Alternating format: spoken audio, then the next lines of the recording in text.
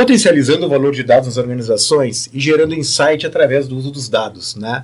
Bem-vindos a mais um episódio do TakingCast. Hoje estamos aqui com Leandro Schiavi, Renata Ferraz e Bruna Barreiros, né? E juntos a gente vai explorar mais o potencial, né, do uso de dados dentro das organizações, né?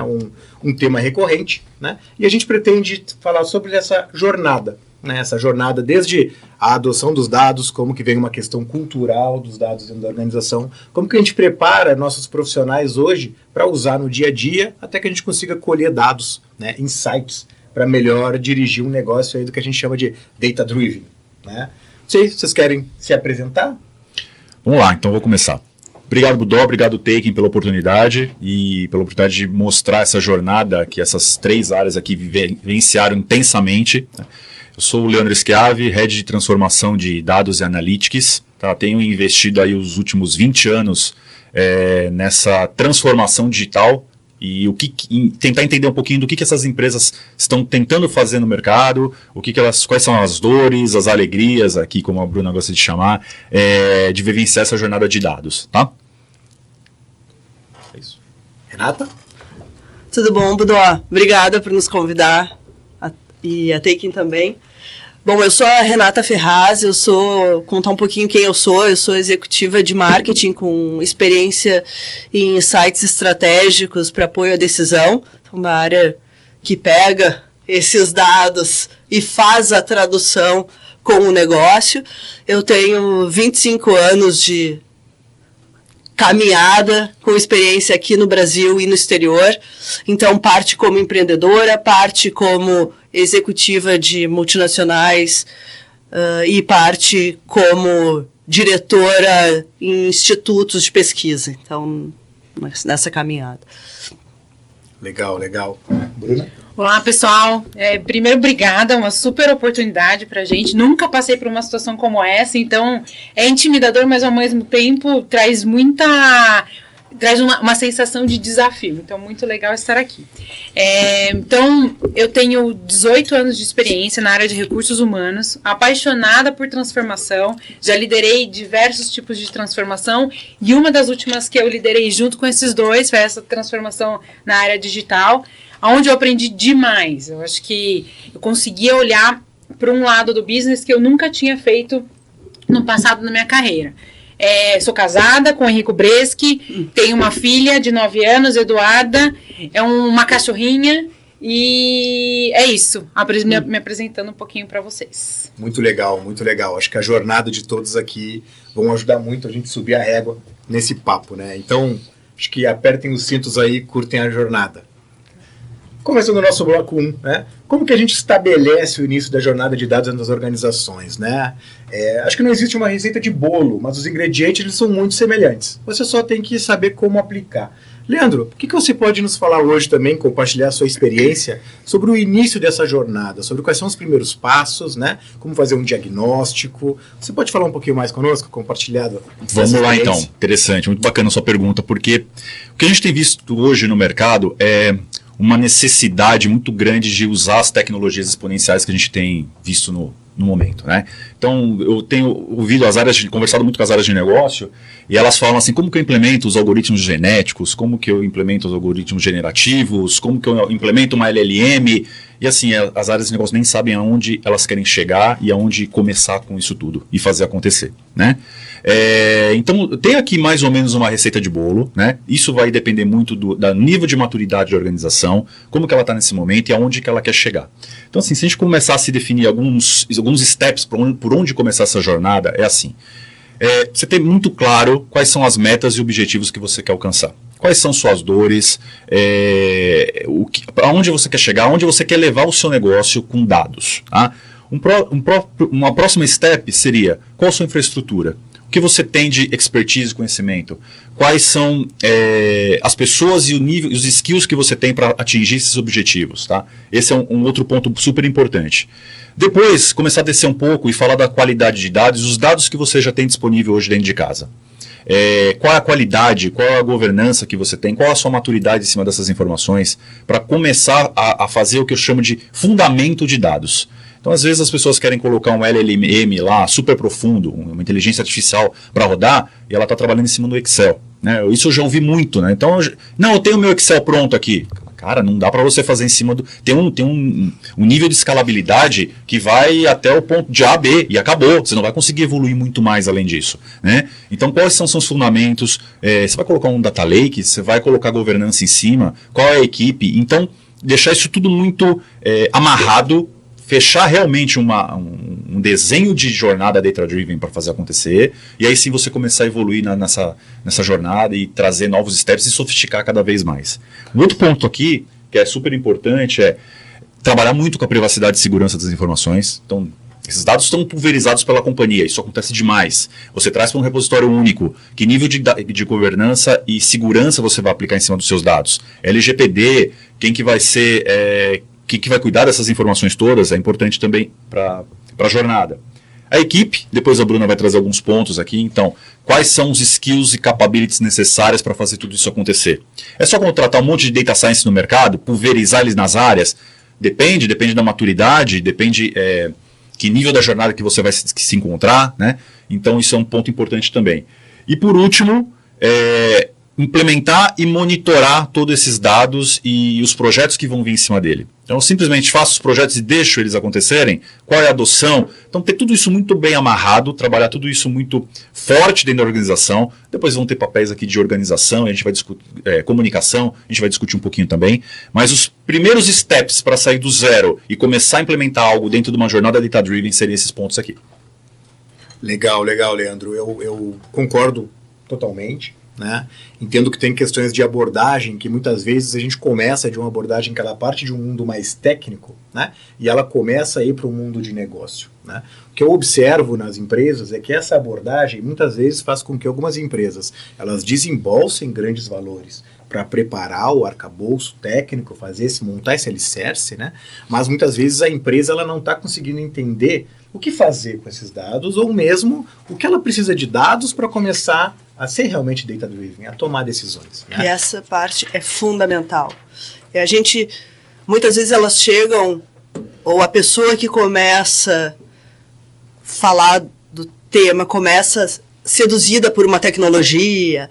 Eu também quero inteligência artificial. Tá todo mundo acontecendo, eu tenho aqui, eu também quero trazer para cá. Faz o quê? Imagina que legal. Imagina que legal eu ter aqui inteligência artificial, se eu pudesse digitar aqui e ter todas as pesquisas. Imagina, eu não precisaria procurar. Muitas vezes vem assim, mas a gente precisa parar a conversa, elevar a conversa e entender onde a gente quer chegar. Entender essa jornada de data-driven, como o Leandro falou.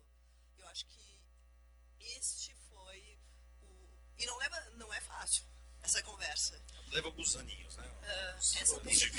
Alguns episódios.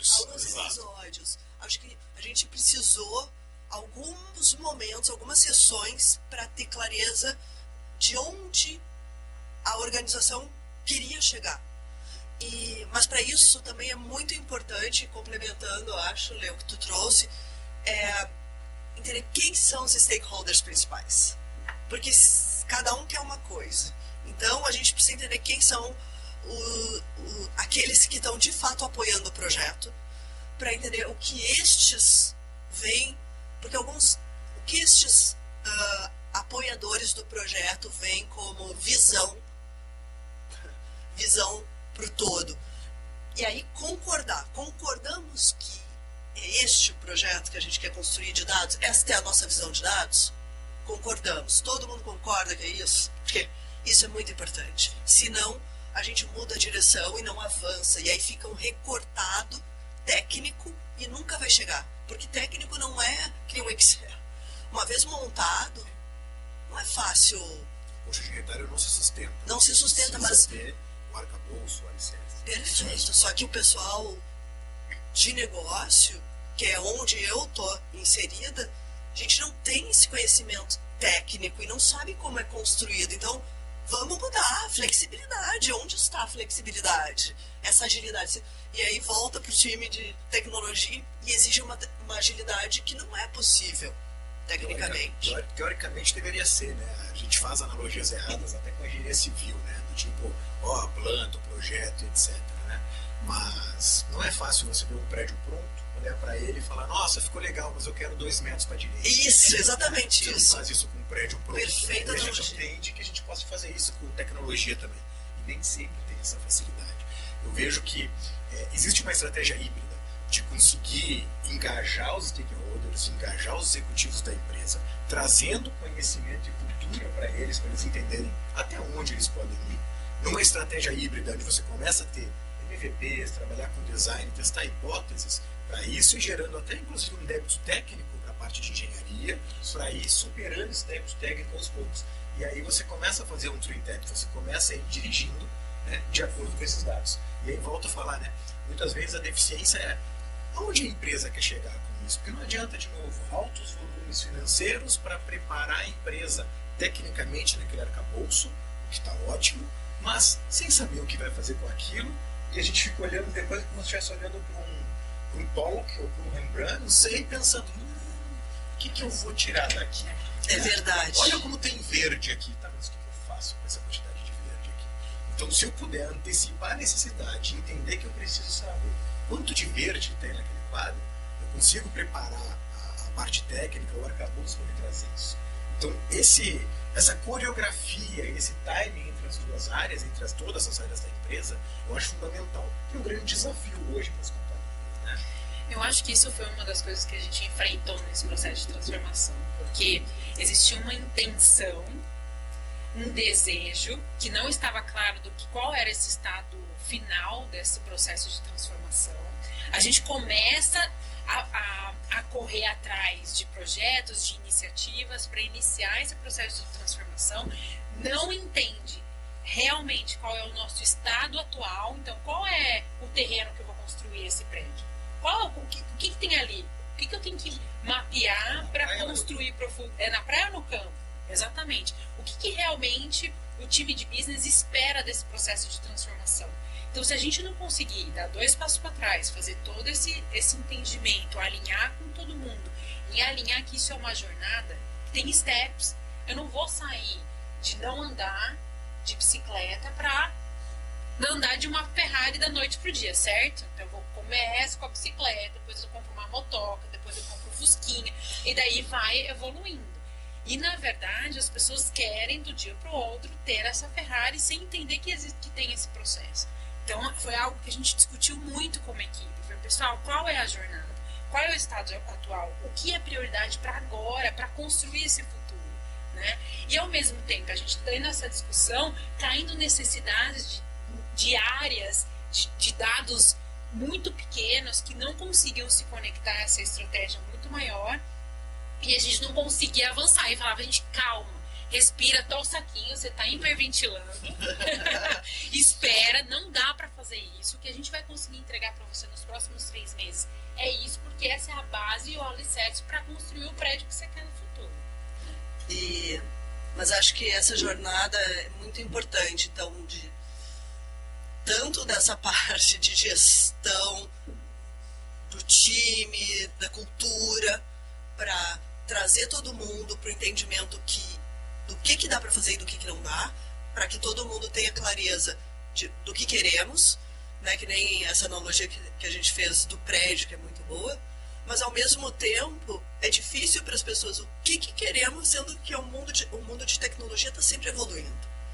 Então, uma outra analogia legal que a gente fazia e que a gente faz é de uma cidade. Uma cidade, ela vai crescendo. Então, hoje, a gente constrói uma rótula. Então, precisa fazer uma rótula aqui. Amanhã, depois, essa cidade vai crescendo, rótula não resolve. A gente precisa botar um farol e passa uma rua no meio aqui. Daqui a pouco não resolve mais. Precisa fazer um viaduto. E assim com a tecnologia também. Então, a gente não sabe qual é a tecnologia que vai resolver. Então, não dá para dizer para o business, aqui vai ser, a tecnologia destino vai ser essa. Porque vão vindo soluções. Mas o que a gente quer é conectar este ponto com aquele. Isto a gente precisa ter clareza.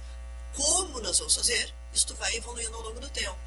E aí, a partir disso, a gente construiu a jornada.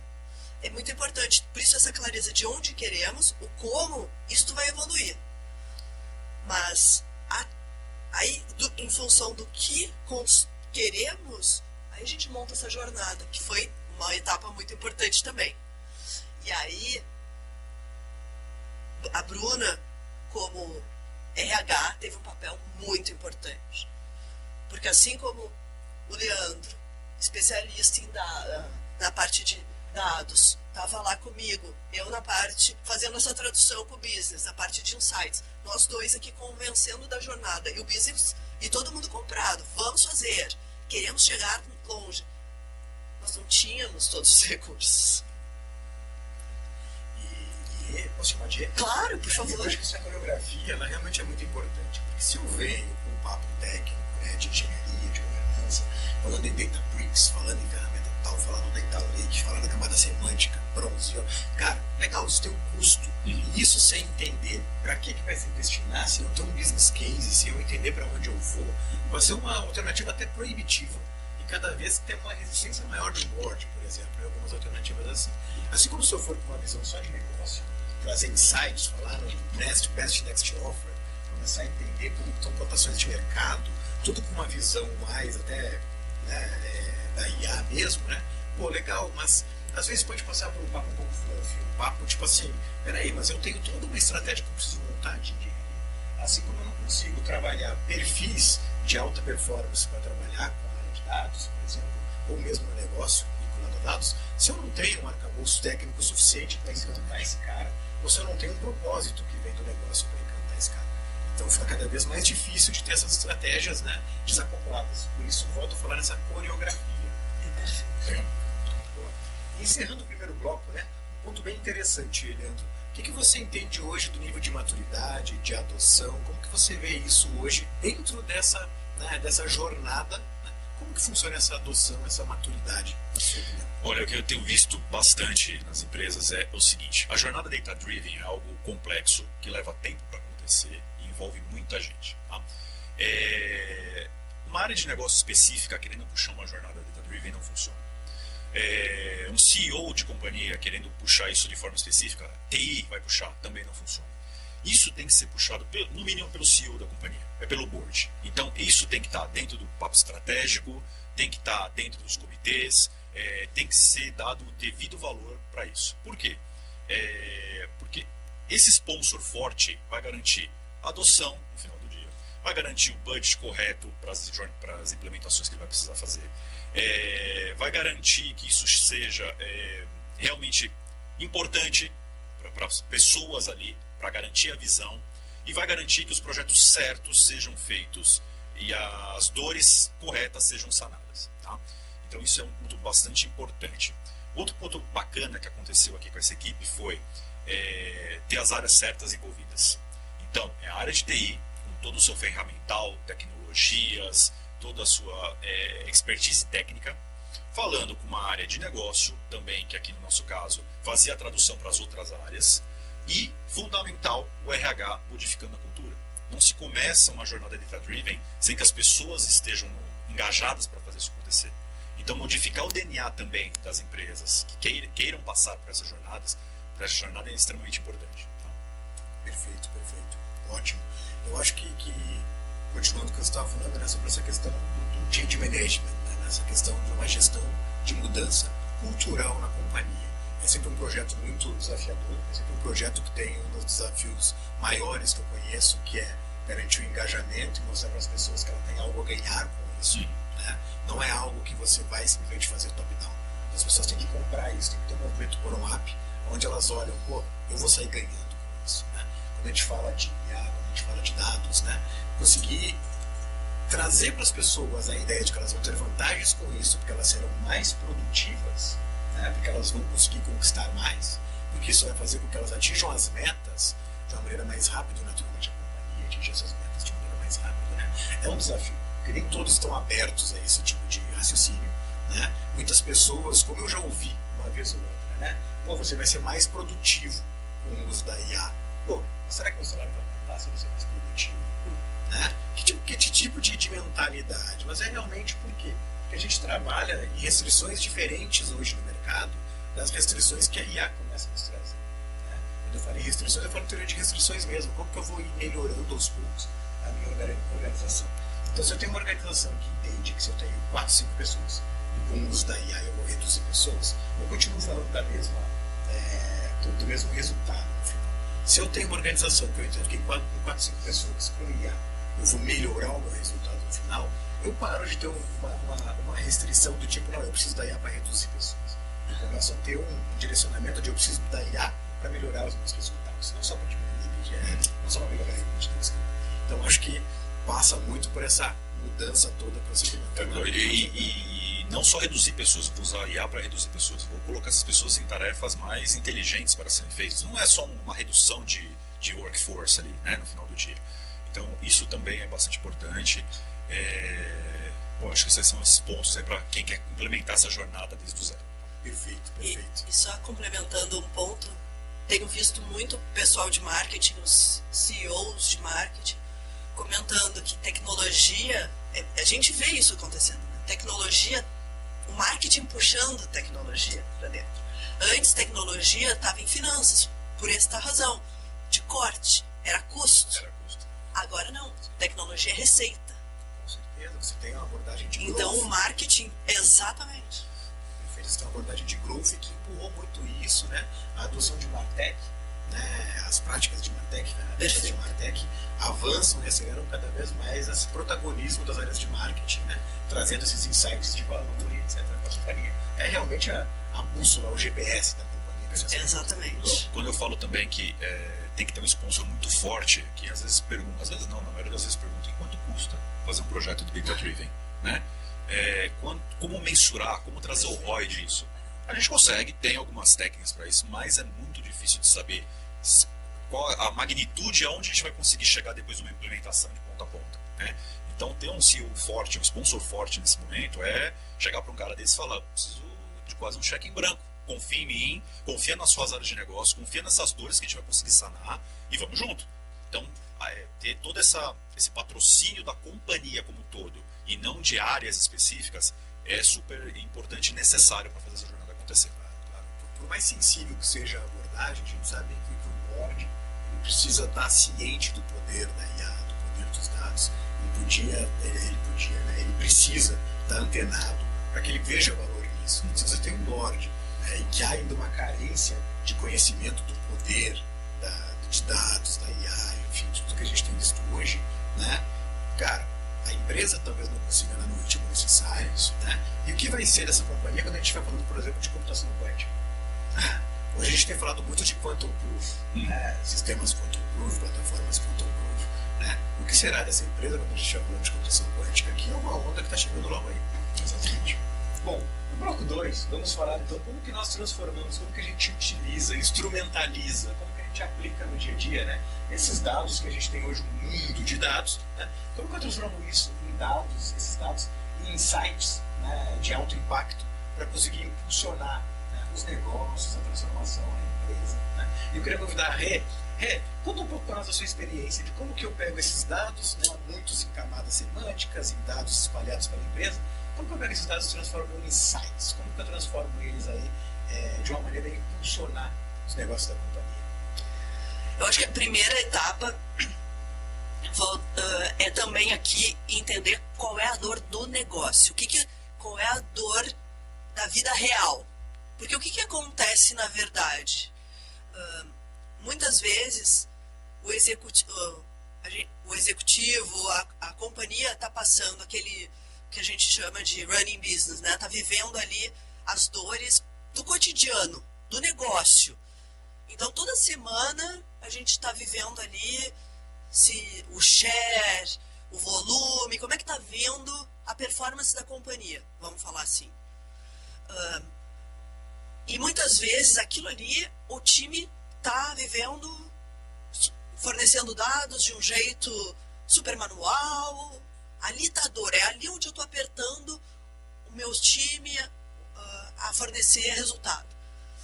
Por outro lado, eu chego para o time de TI e digo para ele, eu quero saber, que nem tu falou a parte de, então eu quero entender o que é isso, porque chega o time de TI falando inteligência artificial, eu ouvi isso, eu quero usar, parece que eu estou atrasada nessas coisas, dá uma ansiedade, realmente dá uma ansiedade, aliás, quando vocês chegam falando, olha, inteligência artificial, Python, de verdade, parece, meu Deus do céu, eu nem sei do que se trata, e isso já é a nova de outro planeta, eu já estou atrasado. Então, só que isso tudo, de novo, é o como. Eu primeiro preciso saber qual é a dor. O negócio é simples. Simples, entre aspas, né? Mas assim, o que está acontecendo? Eu tô com... Onde que a companhia está sofrendo mais? Sofrendo ou... Qual é o plano maior? O que eu preciso mais? Qual é a minha estratégia? Nosso objetivo é crescer, certamente. Nosso objetivo é crescer, mas qual é? É dobrar o negócio? É recrutar consumidores? O que eu preciso fazer? Em função deste objetivo maior da companhia, a gente vai entender se a estratégia, se os insights, por onde eu vou atacar os insights? E como é que eu vou começar?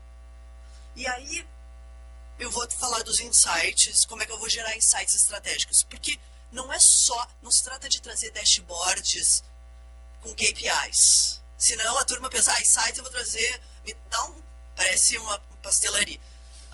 Me dá um dashboard com esses KPIs aqui.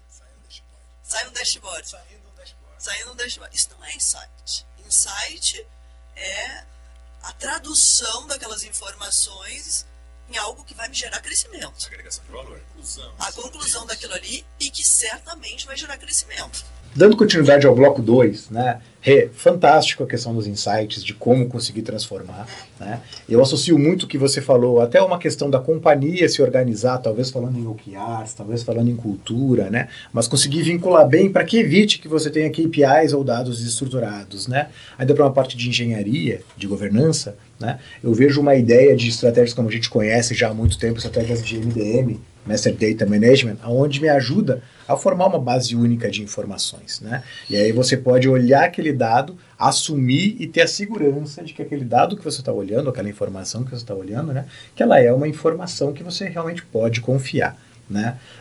E puxando por esse assunto, né? Vocês têm algum case de sucesso que vocês possam compartilhar conosco, um case de sucesso que vocês possam compartilhar conosco, que essa ação tenha acontecido, tenha tido essa jornada e que a gente tenha conseguido, né, impulsionar os negócios com esses insights? Eu acho que é perfeito. A nossa jornada é exatamente nesse campo do sell-out que a gente fala, né, que são os dados de venda dos nossos clientes. Antes a gente tinha os dados de venda dos nossos clientes, o Leandro pode me complementar ali daqui a pouco, porque tu sabe a parte técnica melhor, mas eu vou comentar a parte de contribuição para o business. Os dados eles eram espalhados pela companhia, então o que acontecia? Quando o resultado vinha no final do mês, a gente passava tempo questionando o dado. Será que esse dado está certo, não está certo? Foi isso mesmo que a gente vendeu, não foi? Então, a turma perdia tempo, a gente se desgastava discutindo a qualidade do dado e não o resultado e o que fazer com aquilo. Hoje não. Hoje a gente, por ter conseguido colocar num repositório único, ter melhorado a qualidade do dado, hoje a gente consegue ver isso semanalmente, e a gente discute a informação em si e a implicação daquela informação e o que eu devo fazer para fechar o mês. Então, consigo ver isso no nível total, mas por ter consolidado tudo e ter melhorado a conexão, a hierarquia desses dados, a gente consegue descer no nível granular, nível cliente, nível SKU, que antes não era possível, porque era feito manualmente. Né, Lê, conta aí como é que era um pouco. E passando aqui para essa jornada data-driven que a gente vivenciou aqui, essas 3 pessoas junto comigo aqui, essas áreas todas, tecnicamente falando, o que foi feito aqui para isso acontecer? Então a gente estabeleceu um data lake, um repositório único, com a fonte única da informação, né, com um nível muito mais granular, então, porque as tecnologias permitiram fazer isso, esse nível de escalabilidade, esse nível de descida no dado, tá? Se colocou isso para as áreas de negócio com governança, com qualidade aplicada, com as áreas trabalhando. Isso deu muito mais empowerment para as áreas conseguirem gerar os insights em cima dos dados. Então, e esse também foi um projeto que a gente vivenciou aqui, que a gente chama de fundacional. Então, para essa jornada acontecer, a gente elencou projetos ou iniciativas de dados. Então essa foi a primeira iniciativa de dados. Os primeiros dados, os mais quentes ali do core da companhia, para serem colocados dentro desse repositório. Tá? Uma vez colocados num nível super granular, com qualidade, com governança aplicada, então como que a área conseguia depois trazer benefícios em cima dessas informações? Então se faz o fundamento, se escolhe projetos para serem colocados aqui, para puxar a jornada e começar a acontecer, e se libera para as áreas de negócio. E a partir daí tem a maturidade que vai avançando e vai aumentando, né? Porque as pessoas vinham e falavam das áreas de negócio, nossa, eu nunca tinha visto a informação desse jeito, ou cruzando essas duas que dava esse determinado insight. Então agora eu também estou aprendendo, e eram dados que estavam disponíveis, mas de forma pulverizada, em menor granularidade, não conseguia achar o valor agregado em cima daquela informação. Então, projeto fundacional escolhido, ou iniciativa escolhida, coloca-se dentro do repositório único, agrega-se valor, eleva-se a maturidade e a jornada começa a acontecer. E é bem isso, é uma jornada, porque agora vai para a segunda, terceira etapa de qualificar esses dados. E mais dados, mais qualificação, é isso aí. E esse projeto foi tão bem sucedido que ele que criou a credibilidade para o crescimento das duas áreas. E daí a gente conseguiu ter corpo suficiente para avançar na jornada. Então a área de data foi estabelecida nessa época e o crescimento da área de Strategic Insights e Analytics também. Foi isso que foi o passe, a compra do ticket para o crescimento da área e a aumentar a chance do sucesso da jornada. Porque a jornada é muito extensa, muito longa, mas você vai dando pequenos subsídios ao longo desses passos todos para ir mostrando valor e ganhando a credibilidade, principalmente do board, né, na organização. E aí, aumentando o time, trazendo novas tecnologias, trazendo novos insights, você vai provendo pequenos entregáveis aí ao longo da jornada. Quanto mais precoce essas entregas, mais rápido você vai garantindo, né, que o board, que a companhia, que todos estão vendo, opa, isso aqui é legal, isso aqui está funcionando. Funciona ou não funciona? Se você estender muito esse feedback precoce, começa a ficar aquela sensação do, pô, mas não termina nunca, pô, mas e aí, o que está acontecendo, né? Exato. Então esses feedback precoces são super importantes, né? Okay.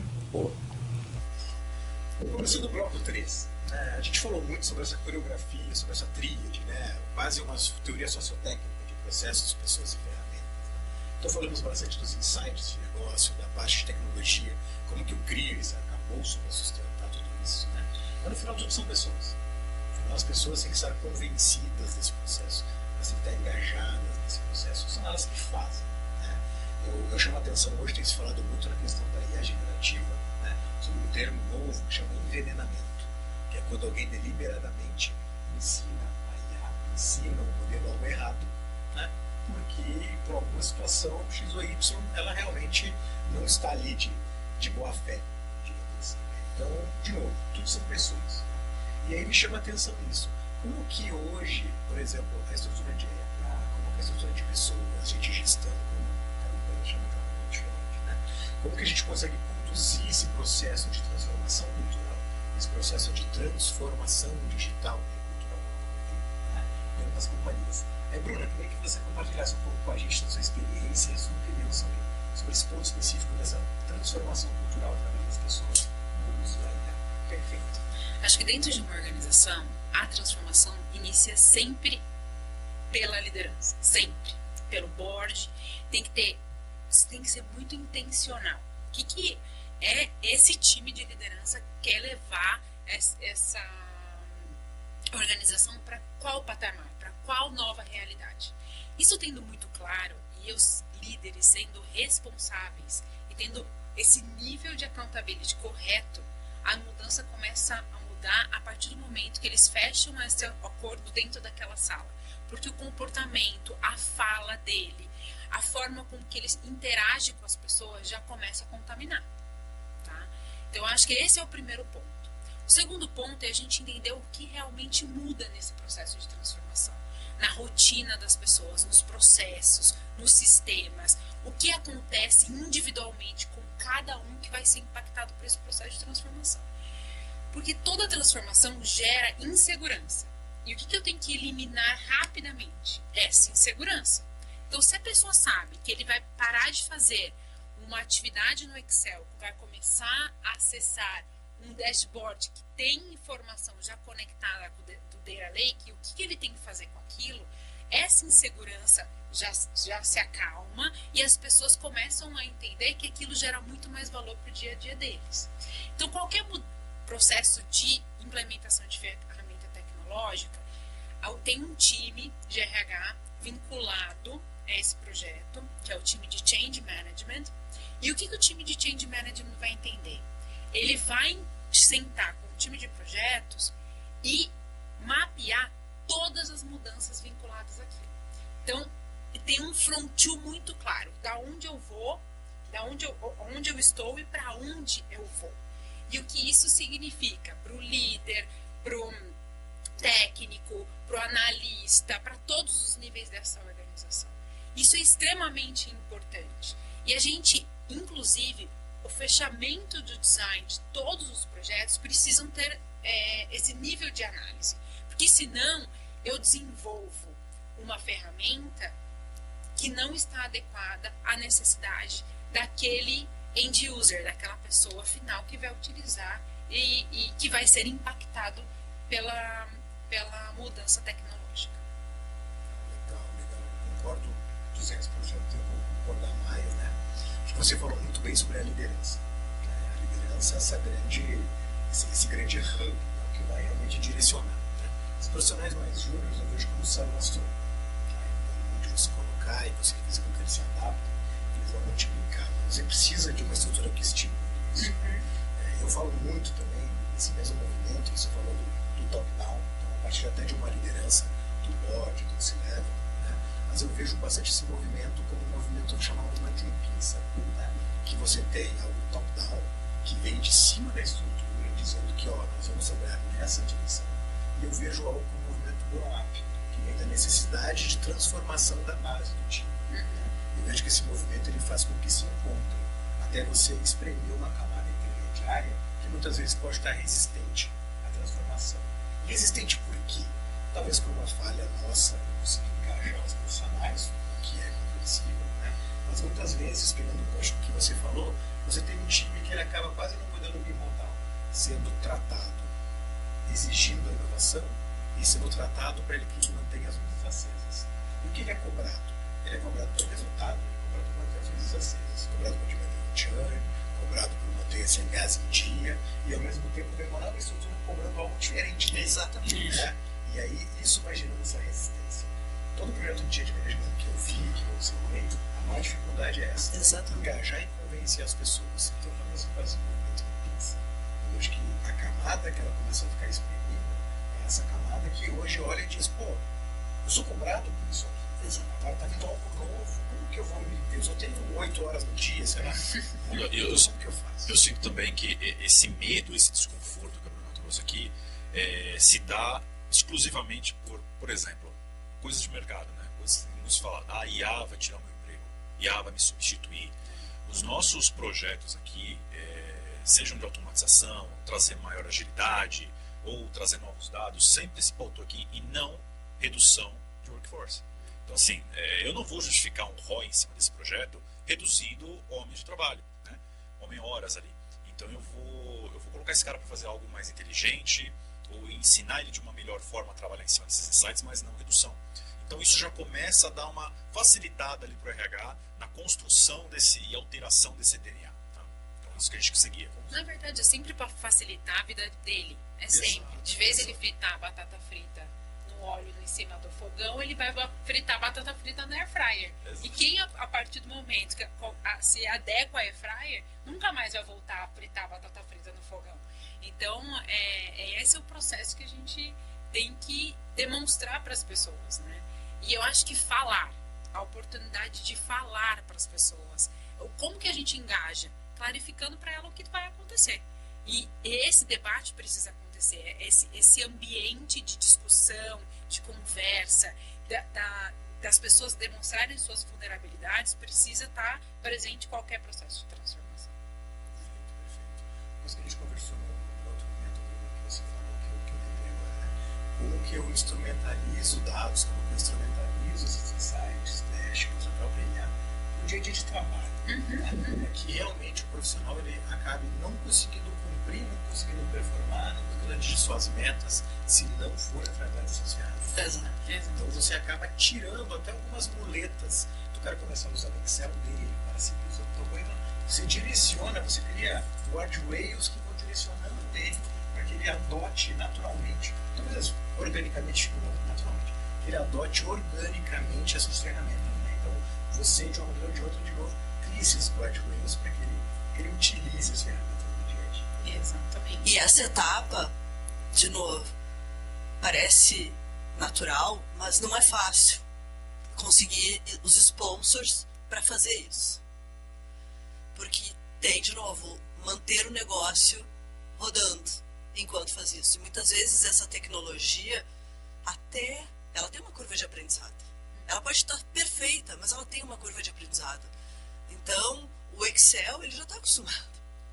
Tirar um Excel e botar uma tecnologia e botar, que seja um chat GPT, né? Que seja um AI maravilhoso, não vai performar no mesmo nível.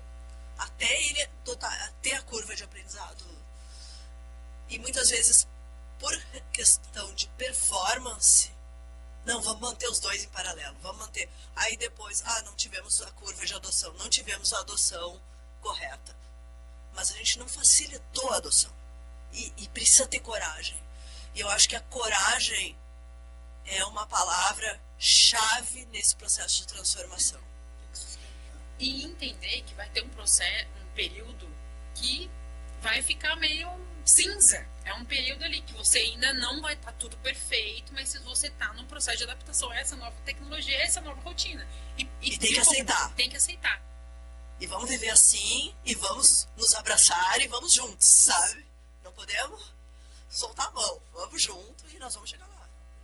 Eu acho que todo mundo que trabalha um certo tempo com inovação conhece, né, a curva exponencial e poder entender que para que a gente alcance aquela curva exponencial, em algum momento vai ter uma barriga ali para conseguir pegar isso. Né? E ali é o custo of delay, ali é o custo desse aprendizado para você conseguir ter essa curva aí em alta performance. Exatamente. Chegamos ao fim de mais um episódio do TakingCast. Né? Hoje falamos muito e bem legal, um papo muito produtivo sobre geração de insights dos negócios utilizando a estrutura de dados, como que a gente estrutura e como que será essa jornada do ponto de vista mais técnico, né? Para conseguir trazer e melhorar a maturidade, o nível de adoção dessas práticas na companhia. E, de novo, tudo isso são pessoas. Né? Então, como que a gente conduz essa transformação, como que a gente faz essa gestão de mudança, né? Esse movimento nas empresas. Né? Então, eu queria agradecer a presença do Leandro Schiavi, da Renata Ferraz e da Bruna Barreiros, né? Conosco aqui hoje. Vocês querem falar alguma coisa? Fiquem à vontade para falar o que... No último ponto aqui, jornada de dados ou Data Driven Transformation é emocionante. Então eu digo que é trocar, tá dentro do avião, fazer a manutenção do motor com ele voando. Tá? Então é uma jornada desafiadora, tá? Que tem seus desafios, seus percalços ao longo do caminho, mas agregam um valor enorme para as organizações no final do dia. E muito mais do que falar de tecnologias e falar de processos, são pessoas. No final do dia são tudo pessoas fazendo aquilo acontecer e botando aquilo pela frente. Tá? Obrigado por receber a gente aqui hoje. Muito obrigada por essa oportunidade aqui. E eu acho que a transformação digital veio para ficar.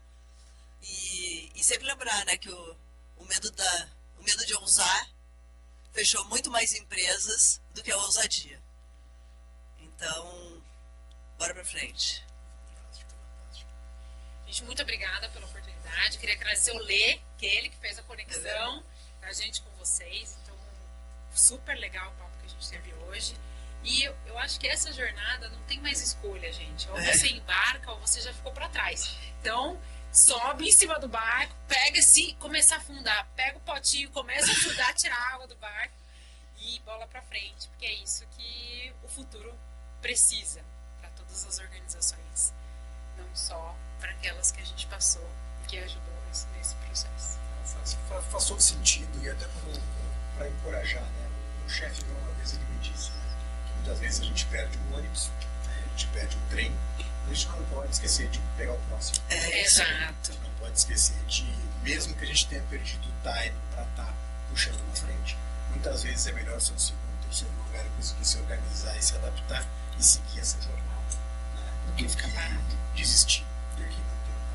Então, fico muito feliz, queria agradecer de novo vocês. Acho que tem tido uma relação muito legal. Acho que a gente conseguiu conversar de vários tópicos, vários pontos. Então, mais uma vez, agradecer a participação de vocês. Muito obrigado. Obrigado.